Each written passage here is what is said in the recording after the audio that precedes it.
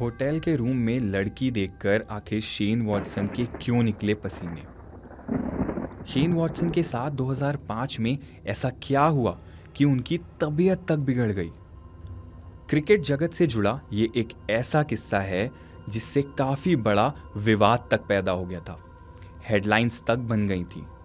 ये क्रिकेटर्स के बीच कोई नॉर्मल नोकझोंक नहीं थी, ये एक ऐसी भयावह घटना थी जिससे शेन वॉटसन काफ़ी लंबे समय तक उबर तक नहीं पाए थे। बात है 2005 की एशेज सीरीज़, जब ऑस्ट्रेलियन टीम इंग्लैंड गई थी एंड जहां पर शेन वॉटसन भी फर्स्ट टाइम डरहम पहुंचे थे। काफ़ी ज़्यादा एक्साइटेड थे वॉटसन उस होटल में रुकने के लिए जो कि ऑलरेडी हेडलाइंस ग्रैब कर चुका था, काफ़ी सुर्खियां बटोर चुका था। ये एक ऐसा होटल था जो कि 700 साल पुराना था एंड इसकी स्टोरी काफ़ी ज़्यादा डरावनी थी। अगर आप इस कैसल की स्टोरी जानना चाहते हैं तो नीचे कमेंट में ज़रूर बताइएगा। वापस आते हैं स्टोरी में। तो वॉटसन इस कैसल की कहानी को पहले ही सुन चुके थे एंड उस कैसल में जाने के लिए बहुत ज़्यादा ही एक्साइटेड थे। उनकी एक्साइटमेंट किसी से छुप नहीं रही थी, जिसकी वजह बनी कि उनको पहले ही कई लोग बोल चुके थे कि आप इतना भी एक्साइटेड मत होइए, इतना कुछ मज़ा नहीं आने वाला है आपको इस होटल में। फिर भी वॉटसन एक्साइटेड थे एंड ये उनके चेहरे पर साफ दिखाई दे रहा। उस कैसल में रूम मिलने के बाद जैसे ही उन्होंने अपना सामान सेट कर दिया, उसके बाद एक पल के लिए भी वो अपने रूम पर रुके ही नहीं, बल्कि होटल टूर के लिए निकल गए।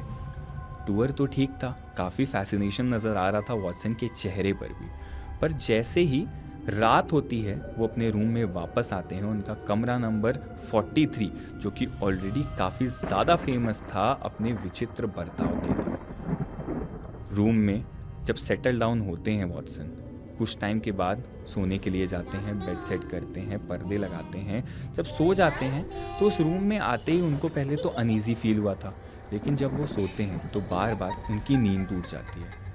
उन्हें ऐसा फील होता है कि उनके रूम में उनके अलावा भी कोई और मौजूद है।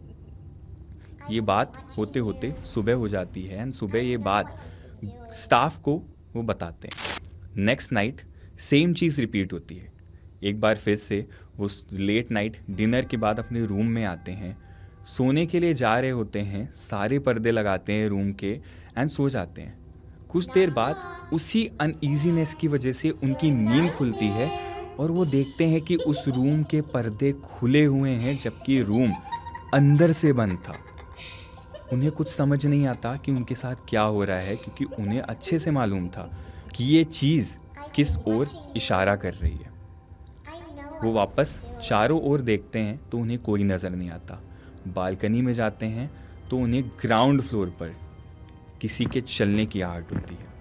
जब वो ध्यान से देखते हैं तो सफ़ेद पोशाक में एक लड़की वहाँ से निकल रही होती है। रात के 2:30 बज रहे एंड आप खुद सोचो, एक लड़की ग्राउंड फ्लोर से निकल कर जा रही है, जबकि उस होटल में एक उस एज की कोई लड़की थी ही नहीं। आपको कैसा लगेगा? डरोगे ना? ठीक वैसा ही डर वॉटसन को भी लगा। एंड जब मॉर्निंग हुई तो इस बात को उन्होंने अपने टीममेट्स के साथ शेयर किया।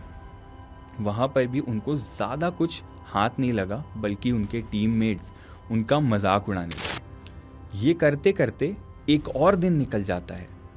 अब वॉटसन का उस रूम में ये तीसरा दिन था एंड ये तीसरा दिन उनकी लाइफ का सबसे खतरनाक दिन होने वाला था।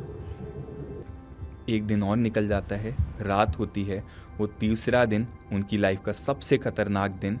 वो एक वक्त पे बैठे होते हैं और यही सारी 2 दिन की घटना को सोच रहे होते हैं कि क्या उनका वहम तो नहीं था। बालकनी में जाते हैं, बाहर के नज़ारे लेते हैं, कोई भी उनको दिखाई नहीं दे रहा होता है तो वो मान भी जाते हैं, कन्विंस हो जाते हैं वो कि ये उनका वहम ही था। सोने से पहले वॉशरूम जाते हैं।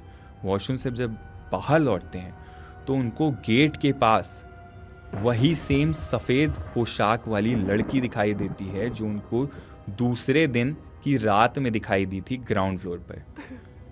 इससे वो ज़ोर ज़ोर से रोने लगते हैं, उनकी बॉडी गर्म पड़ने लगती है और जैसे ही लड़की दिखती है वो 2 सेकंड में गायब भी हो जाती है। समझ रहे हो आप लोग?